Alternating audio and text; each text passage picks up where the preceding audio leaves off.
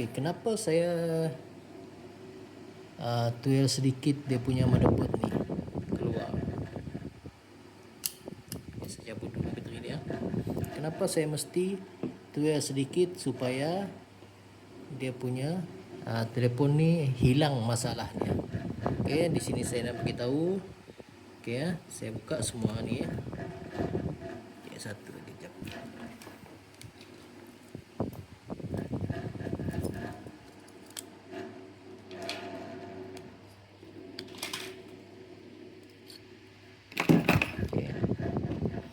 Okey, saya tuil kembali. Saya buka semua dia punya sambungan.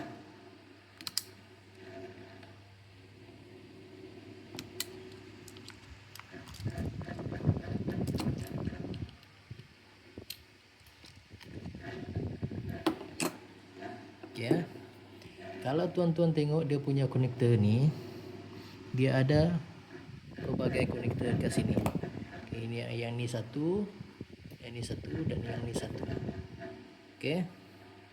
Yang menyebabkan dia jadi macam boot tadi adalah dia orang selalulah dia orang cakap, kalau technician dia cakap ini boot adalah dia restart.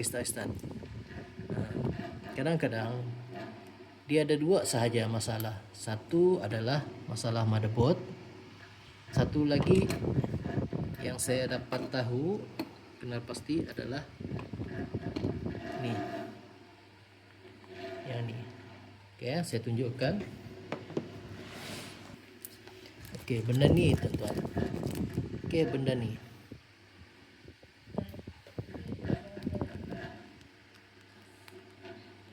Okey, benda ni.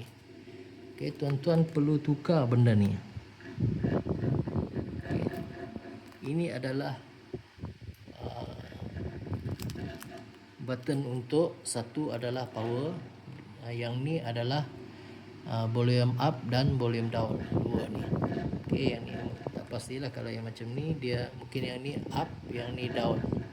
Okey, untuk besarkan suara dan slowkan suara. Yang ni adalah button untuk power. Okey. Jadi masalah dia adalah kalau yang ni dia terus touching, okey, dia terus touching dan dia akan touching pada board dekat sini. Dia seolah-olah kita nak tekan telefon tu, power telefon tu tekan lama. Okey, tekan lama, kemudian dah on kita tak lepaskan. Bila kita terlepaskan dia akan padam balik. Macam itulah cerita. Dia macam seolah-olah restart. Itu yang menjadi masalah pada telefon ni. Okey. Jadi kita cuba buka dan tukar benda ni. Tengok apa akan jadi lepas ni. Okey, guys. Jadi dia payah sikitlah untuk buka benda ni lah.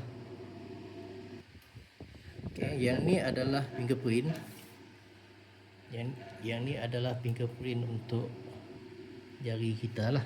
Okey, dia tak sama, dia punya sambungan lain.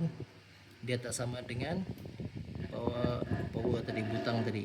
Okey, yang ni dia lain. Dan dia tak sama. Okey guys, yang ni dah tukar, ini yang lama, yang ini yang baru lah. Memang susah sikit jugalah nak buka yang lama ni. Okey. Ini yang baru masih lurus lagi. Okey. Yang ni yang lama dah terkopak dah. Ni. Okey, ada susah sikit sebab dia punya gam dan belakang ni. Dan dia tempat dia melengkung sikit ke dalam. Okey, kita cuba masukkan yang baru.